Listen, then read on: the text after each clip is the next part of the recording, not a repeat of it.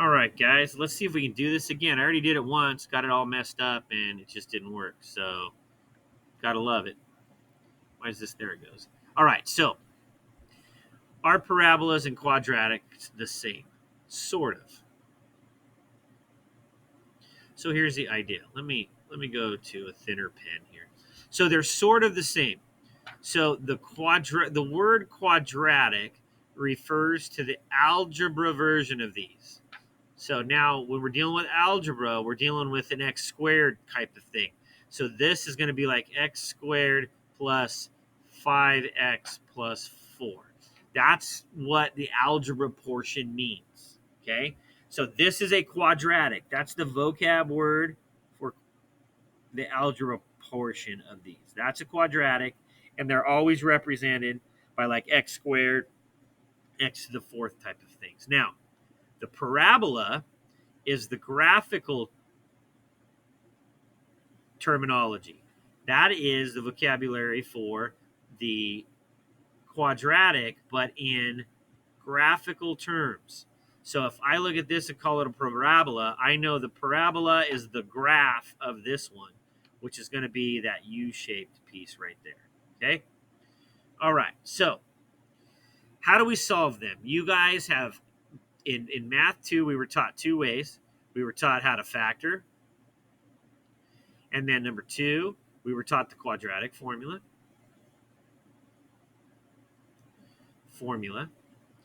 And formula.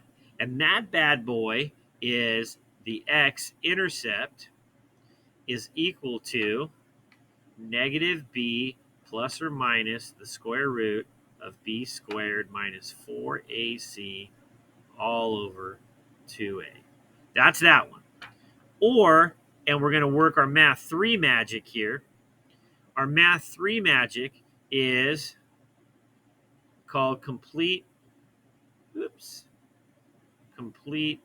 square. Man, I can't write. So we got our complete the square. That's our Math 3 magic that we're going to get into on Monday, okay? So, what are the solutions called? Well, let's talk about it. I'm going to go back up here a little bit. Nah, I'll go off to the side. Let's see. So the solutions, the graphical, let me do it in a different color. The graphical description of the solutions are called x-intercepts. Okay? So they're x-intercepts. Sorry for coloring it over here. Now, the algebra version,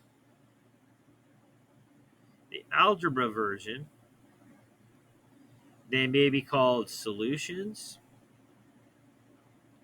or zeros. Okay? So for solutions, the algebra version is solutions or zeros, but when we refer to them on a graph, we call them, let me rewrite that for you, x-intercepts. Okay? Those are the x-intercepts. So, now last year we talked about factoring. So we're going to take this equation, and I think I wrote it up there. Let's take that one we have. We have x squared plus 5x plus 4. Now you can do this 3 different ways. One, we did the factoring. So yes, there's 3 different methods. One is by grouping. One is by the area model, which is the box method is what people refer to it as. So you do something like that. And then the third way here is the big X method. Okay? 3 different ways. They all do the same thing. I don't care which way you do it. So let's talk about factoring. So I've got my equation here, my handy dandy little equation. And I've got x squared plus 5x plus 4.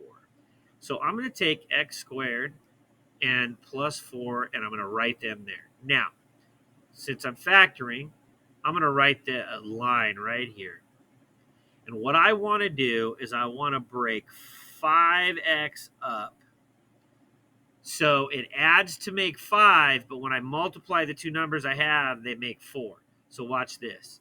So I can break 5 into two pieces. 1 plus x and 4x. 1x plus 4x equals 5. Easy cheesy. 1 times 4 equals 4. It works. That's why I can't use 2 and 3. 2 and 3 I cannot use, because if I do 2x plus 3x, it's good. It equals 5, right? But what's 2 times 3? That equals 6. I can't use that, so I can't use 2 and 3.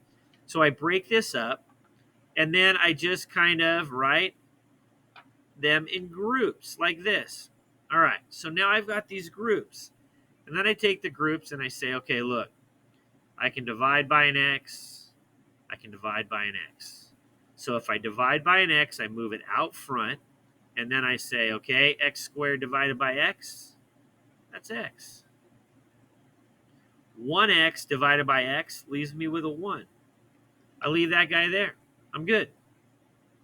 Then I take this thing here, and I go to the other side, and I look at these two numbers and say, what can I divide out of both of those? I can divide a 4 into that one, and I can divide a 4 into that one.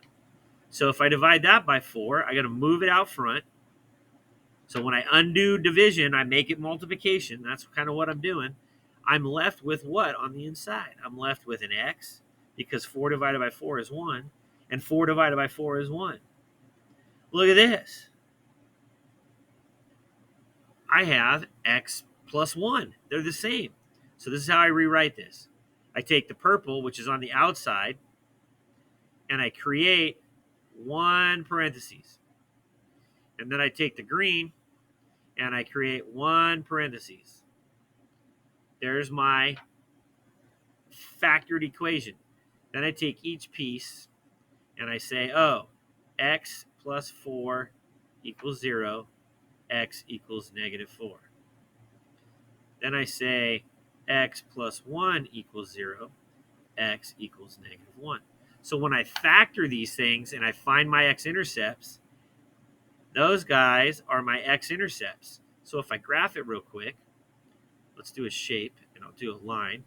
If I graph it on a graph like this, I'm going to go over, take my purple one here, and I'm going to go to negative 4. So I'm going to go 1, 2, 3, 4. Okay? And then I'm going to go over to negative 1 and put my green one. That's my x-intercept, my green one. So now I've got my x-intercept, and now I know I've solved it, but I also know graphically it's a U shape. So that means my graph just travels. Whoops, that's kind of ugly. Just travels kind of like that. Oh my goodness. Let's try that again. That is ugly. So let's try that again. There we go. Let's try this again. Let's start it a little closer. And there we go. And that is horrible, but we'll take it. So my graph looks something like that. Okay? So that's how we graph our x-intercepts. Now, I can take this same thing and I can do the quadratic formula. But let's just kind of do the quadratic formula for something different. So how do you use the quadratic formula? The quadratic formula is for the ones you cannot factor.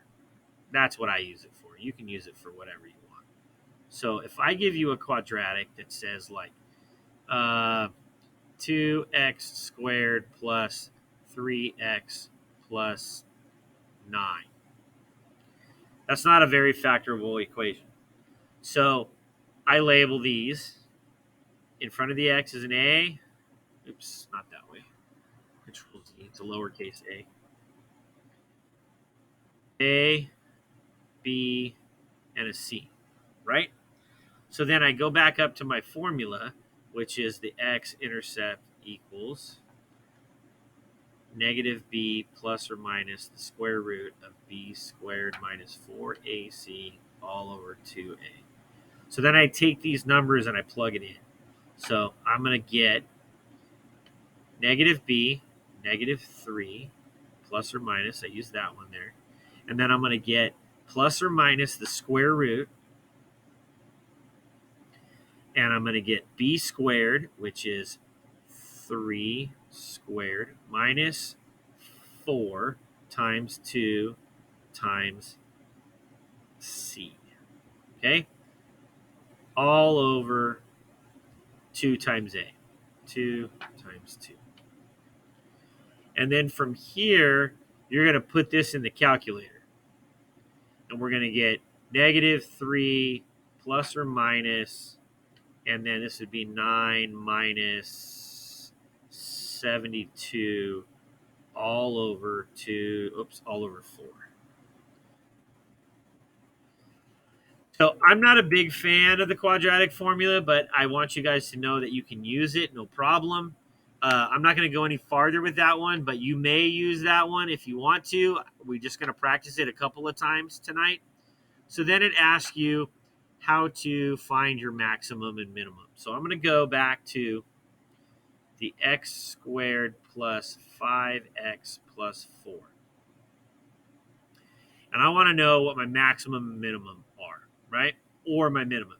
So remember, we labeled this A, we labeled this B, we labeled this C. So my minimum, my x of my vertex, so the maximum or minimum, these guys are called the vertex. So they're the vertex.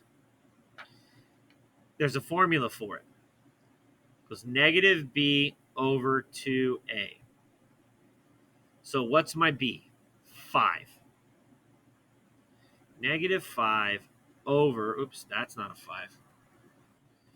Negative 5 over what? 2a. 2 times 1. So now I get negative 2.5. So my x value is negative 2.5. Now, this right here, I've got to plug in to the original equation. So I'm going to take that, I'm going to do it a little differently. Negative 2.5 squared plus 5 times 2.5 plus 4. This is going to give me my y value. So if I do that in my calculator real quick, and let me get to my calculator, and I go negative, oops, that's a negative right here, guys. I better not mess that up. That's a negative. So if I go negative 2.5 squared plus 5 times negative 2.5 plus 4, make sure that's all in there correctly. I'll show you a calculator trick. You got to put it in parentheses like this right here, guys, in your calculator. You've got to put that in parentheses or it doesn't do it right.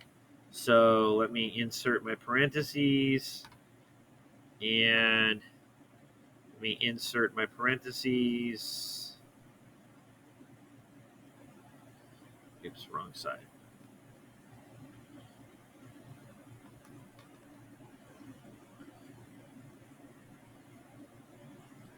All right. So this gives me an answer of negative 2.25. All right. So now here's the deal. Here's my y. Here's my x. So my vertex is at negative 2.25 and negative 2.5. So now, how do I pull this all together? This is my x. This is my y. So for this equation prior to this, we found we had x-intercepts equal to negative 4 and negative 1. We also know that our vertex is at negative 2.25 and negative 2.5. So what do we do with that? We just graph it. So I'm going to use my shapes here. I'm going to graph it real quick. That's a horrible one. Let's try it again. Z. Boom. Boom. And then I'm going to set my graph up here. I know I'm at negative 1 for an x-intercept. I'm at negative 4 for an x-intercept. Remember, that's from my factoring earlier. And then I'm going to go over to negative 2.5, and I did it backwards here. Hold on, guys. Erase this right here. This is backwards. Put a line through that. Put a line through that. Got them backwards. Negative 2.5 into negative 2.25. So I go over to negative 2.5 and I go down to 2.25. I put my dot, that's these guys right here, my point or my coordinate. And then I draw my parabola. So my x-intercept's at negative 4 and negative 1. And my minimum, because it's the bottom, my minimum is at negative 2.5 and negative 2.25. All right. So that's kind of how you deal with those guys there. Okay. Quick review. What do you do when you're solving equations with the power of 2? Like, let's say it's x plus 2 squared equals 16. So I need to get rid of the squared. I take the square root of both sides. Gives me x plus 2 and plus or minus 4. So that means I have two answers. X equals negative 2 plus or minus 4. And then I break those into two answers. Negative 2 plus 4. Negative 2 minus 4. That's my plus or minus 4. So I get an answer of 2 here, and I get an answer of negative 6. Okay? So that's a quick review on those. We'll tackle some more later. It's just a review problem on your notes. A little longer video today, guys. Sorry about that, but we got to get through some stuff. So here we go. And you guys are ready to go. I just got to turn the video off. We'll see you tomorrow.